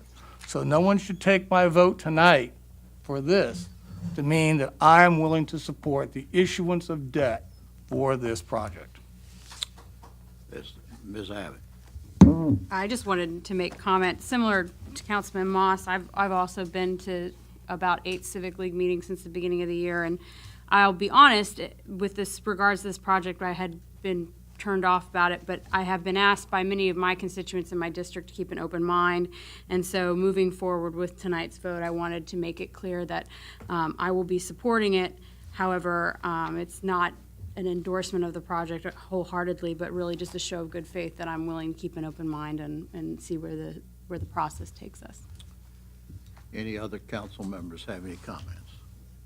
If not, the vote's open. Mayor, are you abstaining? Yes, I'm sorry, sure. Thank you. By a vote of 10-0 with the mayor's abstention, you have Now, approved. Mr. Jones, you do a whole lot better than I do. We'll now move to item number 14, which was the add-on, which Mrs. Henley just talked a little bit about. Do I have a motion? I'm sorry, sir, we have speakers. Oh, I'm sorry, please, call the speakers. So we have Phil Boyer. Phil Boyer. I'm sorry. And then after Mr. Boyer is Bill Gambrell. We welcome you tonight, sir. Thank you. Thank you, Mayor, Council. My name's Phil Boyer. I'm the president of the Virginia Beach Restaurant Association. Bill Gambrell sent a letter to a couple councilmen, I think yourself, Mayor, and I'd like to read that today. Mayors of council, it has come to the attention of the Virginia Beach Restaurant Association that there will be a vote on the pier project March 20th of this year, and that it appears to be on a fast track. We understand that there will be a vote next Tuesday to slow down this process to allow the public and businesses affected to have a closer look. There are many reasons we request that this project be slowed down. One, the project has not been vetted with the Resort Advisory Commission or the Virginia Beach Restaurant Sir, Association. you realize we're not talking about the pier project right now. We're not? No. We've already talked, that's already been discussed. This No, is we're talking about civic engagement. civic related to engagement. all the Pier, projects. dome, Yeah, and, okay. Yeah. Keep on. Okay. All right. Yeah. The two, there should be an economic study done, as is being done with the Dome site property, to know the economic impact that it will have on Atlantic Avenue and the surrounding areas. Three, what the economic impact on the city as a whole in conjunction with the Dome project. And then four, since the pier project will be built on public property and public dollars, the public should have an input into that decision as well. The VBRA supports attractions that benefit our city and the tourism industry, but we are concerned with the impact they have on the economic vitality of the oceanfront and whether proposed projects will bring in new dollars or just divert sales of existing businesses. We urge you to please vote to slow the project down, to ask for public feedback and an economic study so the public has the opportunity to weigh in on what appears to be a development of much greater magnitude than just a pier. Thank you very much for coming down. Hey, thank you. Appreciate it. Next speaker. Bill Gambrell. Bill, we welcome you, sir. And after Mr. Gambrell will be George Coteridis. Mr. Mayor, Mr. Vice Mayor, members of council, my name is Bill Gambrell. Erroneously, I didn't write that letter. Mr. Dillon did, that owns Abbey Road. But many of the comments that were included in the letter have been concerns, I think, expressed by a lot of the people in the restaurant industry. My purpose for being here tonight is to tell you thank you. Thank you for the resolution, Ms. Henley. Thank you for the Sportsplex vote that you just made. And thank you for your support in historic preservation. I am really pleased that y'all have got an open mind and are listening to all the people. I'm so sorry it is so late. It is Restaurant Week in Virginia Beach. That's it's dineatvirginiabeach.com. And there are a lot of restaurants participating, and I hope that y'all have a chance to get out of here tonight and enjoy it. Thank you for your time. Bill. Thanks. George Coteridis. George, we welcome you tonight. And then Brad Van Donlen. Wind it up. That is a hard one to follow there. So I'm just going to cut my comments down after that. Honorable Mayor and members of City Council, City Manager Hanson. My name's George Coteridis, and I own the Doughboys restaurants at the Virginia Beach Oceanfront, and I'm also the chair of the Atlantic Avenue Association. So this is a little bit of a hello because we're new. While everyone knows about Atlantic Avenue, most of y'all don't know about, the Atlantic Avenue Association. So I figured I won't tell you about Atlantic Avenue, right? We all know about it.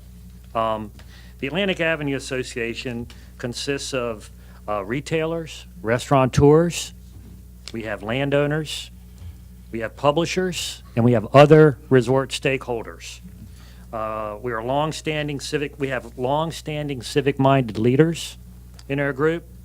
And in many ways, we're the goodwill ambassadors for millions of people who come to our city, if you think about it.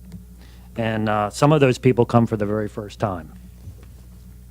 We are people like Jimmy Johnson, who has the haunted, what's it called? The Nightmare Mansion. I want to call it the Haunted Mansion all the time. And he's had it for 30 years. Of course, we know Bill over here, if he's still here. He might have just left, if he's smart. And we've welcomed newcomer Chris Niekirk to our Atlantic Avenue group of Smart Mouth Brewing. And they joined our group because the success of Atlantic Avenue matters to them, even though they're a block and a half away from the street. Our main goal at Atlantic Avenue Association is to assist in creating and promoting a positive experience for residents and visitors and businesses at the resort and along Atlantic Avenue. As individual business operators and property owners, we're looking at ourselves, and this is important, squarely in the mirror first. Our primary aim is to improve what we do and work with the city to activate a new sense of place that locals want to belong to and make a part of their lifestyles and tourists want to visit. We deeply appreciate the city's efforts to work with citizens and small businesses about how to make the resort, and specifically Atlantic Avenue, a more attractive and better place for everyone. In the coming moments and in the coming months ahead, we ask that council considers nearby locally operated businesses when deciding on the Pier and Dome projects and how to invest the tax dollars we small business operators help to generate. Please consider thinking of Atlantic Avenue as the doorstep to our hometown. Consider thinking of us more as what we could be, not so much what we have been. George, thank you very much for your comments. Perfect. Thank Good to see you. Next speaker, please. And the last speaker is Brad Van Domlin. Brad, we welcome you, sir. Thank you. Mr. Mayor, members of council, good evening. As I mentioned, my name is Brad Van Domlin. I'm the director of the Virginia Beach Convention and Visitors Bureau. I've had the privilege of spending nearly 40 years of my career in the tourism industry and marketing various destinations throughout the U.S. and the Caribbean. I'm very excited about the opportunities we have here in Virginia Beach.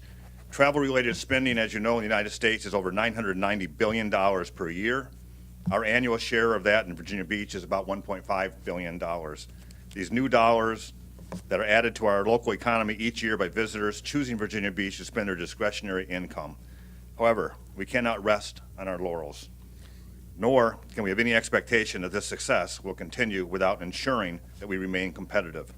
The relationship that exists between product development and marketing a destination cannot be overstated.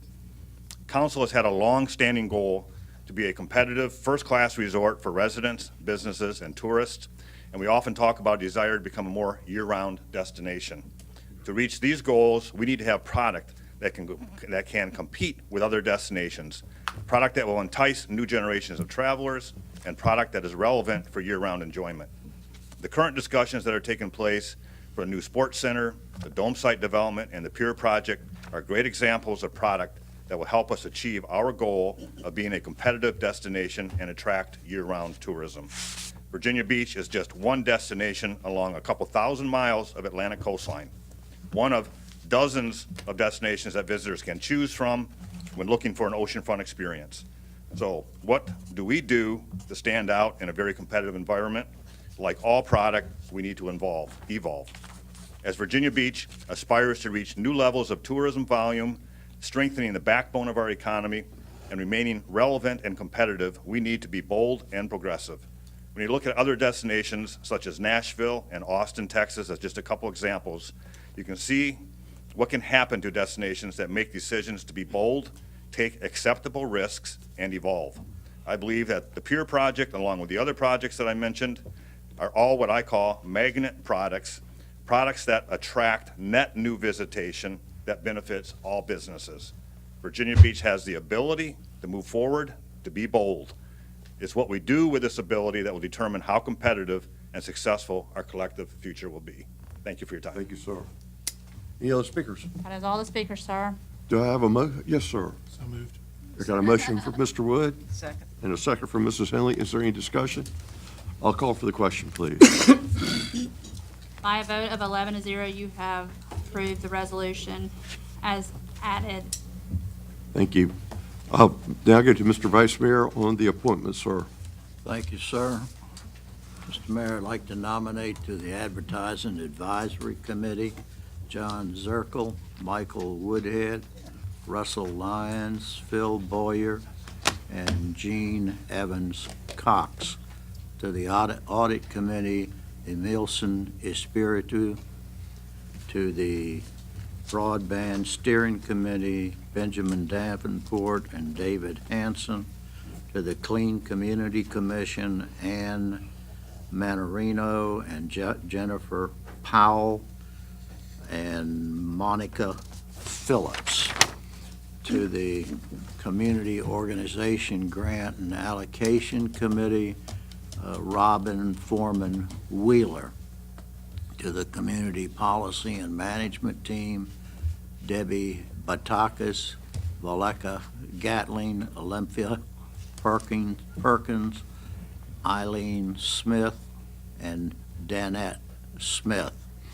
To the Hampton Roads Economic Development Alliance, Warren Harris. To the Health Services Advisory Board, Paige Crunk, Sheila Magula, and Jim White. To the Human Rights Commission, Beatrice Amberman, Michael Berlucci, and Sylvia Strickland. To the Military Economic Development Advisory Committee, Stephen Brennan, Adalberto Diaz, Richard Dunleavy, Mark Gemmel, Robert Herbert, Gary Jones, Philip Olson, Fenton Priest, Robert Reeve, Richard Trowbridge, Francis Wilson, and Dorothy Wood.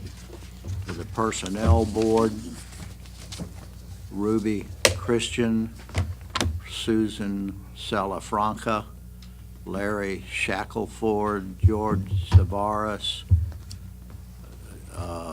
Patricia West, and Lanitha Hudson. To the Planning Council, Council Lady Shannon Kane. To the Resort Advisory Commission, Phil Boyer.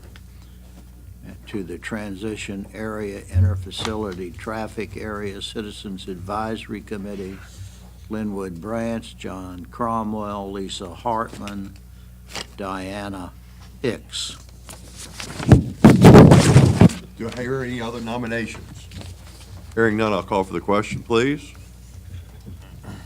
Mr. Moss? I want to verbally record my vote. I am voting no on all those people who had not filed their financial disclosures as required by city ordinance. I'm voting no on all appointments to the Virginia Beach Development Authority, and I'm voting yes for all their candidates, all their nominations. Good luck on scoring that one, young lady. We did not have Virginia. Okay, I thought I heard him say that, excuse me. No, okay, then I'm just voting no on the people who have not filed their financial disclosures. Yes, sir. You have the same for me. Okay, yes, thank you. Okay. Mr. Moss, can you go ahead and vote yes, and then I'll Okay, thank do you. your verbal. By a vote of 11-0, noting Mr. Moss and Ms. Abbott as well, their nay votes on those that have not filed the. Is there any unfinished business? One item. I would like the city attorney to prepare to fix the conflict of interest ordinance deficiencies that have been identified by the Commonwealth Attorney and bring that back for our consideration. That's a good idea. Is there any new business? Hearing none, thank you all for a great evening. You know. Hi.